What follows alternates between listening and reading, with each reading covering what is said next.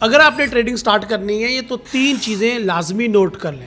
Number 1, सीखना बहुत ज़्यादा ज़रूरी है, लेकिन उससे भी ज़्यादा ज़रूरी है एक्सपीरियंस करना। ट्रेड करके जो आप सीखते हैं वो जितनी मर्जी कोर्सेज कर लें, जितनी मर्जी क्लासेस ले लें, वो कभी भी आप उस लेवल को अचीव ही नहीं कर सकते। चाहे आप 1000 रुपये डालें, $10 डालें या $100 इन्वेस्ट करें स्टार्टिंग में, लेकिन ज़रूर प्रैक्टिकल करें अपनी रियल मनी पे। ये जो कहते हैं डेमो अकाउंट पे करें, लर्निंग करें, उससे मेरे ख्याल से कोई फ़र्क नहीं पड़ता।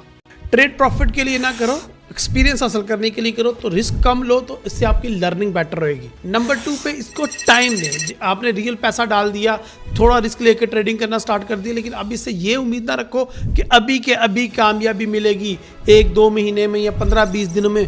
नो, इसको 6 महीने, साल एक्सपीरियंस करो, इस फील्ड में रहो, तभी जाके आपकी साइकोलॉजी दुरुस्त हो पाएगी। नंबर 3, इससे आपको पता चलेगा कि रिस्क को कैसे मैनेज करते हैं। थोड़े अकाउंट से छोटा प्रॉफिट टारगेट करना हो या बड़े अकाउंट से बड़ा प्रॉफिट टारगेट करना हो, मनी मैनेजमेंट के रूल सेम रहते हैं। सो इसमें आपको मनी मैनेजमेंट का भरपूर आइडिया हो जाएगा, और मनी को मैनेज करना ही एक आर्ट है। छोटे अकाउंट से छोटा प्रॉफिट, बड़े अकाउंट से बड़ा प्रॉफिट, सेम रूल रहेंगे मनी मैनेजमेंट के। इससे आपकी साइकोलॉजी इफेक्ट नहीं होगी जब आप बड़े अकाउंट में जाएंगे।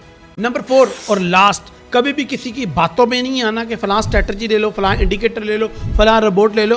अपना जो मेथड तुम डेवलप कर रहे हो उसके ऊपर भरपूर यकीन रखना, यही आपको कामयाब ट्रेडर बनाएगा। इस तरह के रील्स को वॉच करने के लिए फॉरेक्स उस्ताद को सब्सक्राइब कर लो।